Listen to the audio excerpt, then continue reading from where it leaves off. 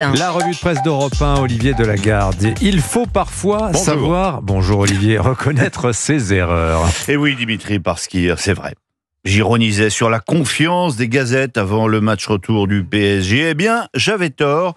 Et ce matin, la joie de certains journaux fait plaisir à voir. Super héros, titre l'équipe, du pur bonheur, annonce le Parisien, même si dans ses colonnes, Dominique Sévrac a le triomphe modeste. L'émotion de cette qualification est immense, écrit-il, mais elle était prévisible et d'affirmer que le PSG est simplement la meilleure équipe d'Europe. Bon, peut-être, mais jusque-là, pas forcément la plus populaire, estime de son côté Vincent Duluc dans l'équipe, qui sait bien que, passé les frontières de l'Île-de-France, on n'aime pas trop le PSG. Et c'est peut-être ça qui va changer.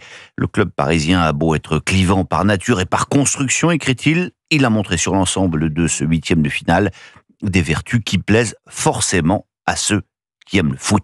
Forcément. À Marseille, la victoire parisienne ne déclenche pas d'euphorie disproportionnée. Ce n'est d'ailleurs que très loin dans son cahier sport que la Provence consent à informer ses lecteurs dans un tout petit article que le PSG s'est qualifié face à Liverpool au terme d'un match très vivant. Ouais, c'était sympa, assez frais. Sinon, c'est toujours la situation en Ukraine qui monopolise l'attention. Et alors qu'il est désormais question d'un cessez-le-feu, la question est toujours de savoir si Emmanuel Macron n'a pas quelque peu exagéré la gravité de la menace. Alors dans le JD News, Philippe de Villiers y va au Karcher. Nous sommes devenus des va-t-en-guerre, les derniers va-t-en-guerre de la planète, déclare-t-il. Avant de conclure, Macron se rêve en Clémenceau, il pourrait finir comme Deschanel.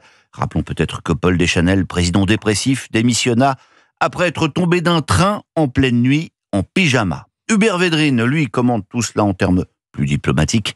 L'ancien ministre des Affaires étrangères de Lionel Jospin répond aux questions du Figaro. « Je pense que si Poutine avait voulu attaquer l'OTAN, il n'aurait pas attendu qu'elle soit réarmée, renforcée, remobilisée. Je ne vois pas l'engrenage, conclut-il, qui conduirait à une guerre générale. » Un autre engrenage, celui qui a conduit au suicide d'une adolescente. C'est le procès de l'enseignante de la jeune Eva L, accusée de harcèlement. Et il faut lire le compte-rendu d'audience de Margot Dademar dans le Figaro pour mesurer la perversité de cette prof de français.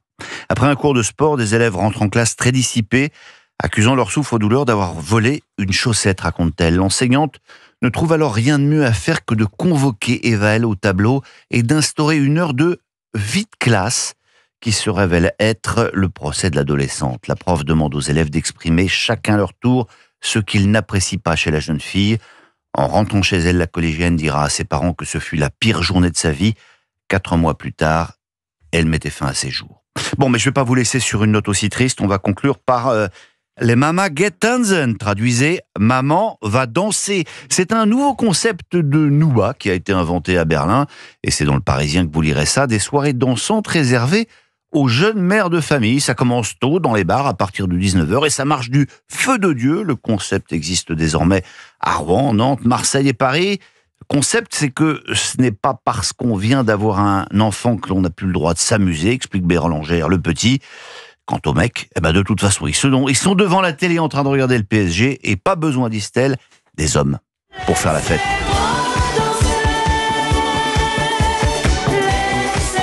Merci Olivier Delagarde, la revue de presse d'Europe 1. Elle est dans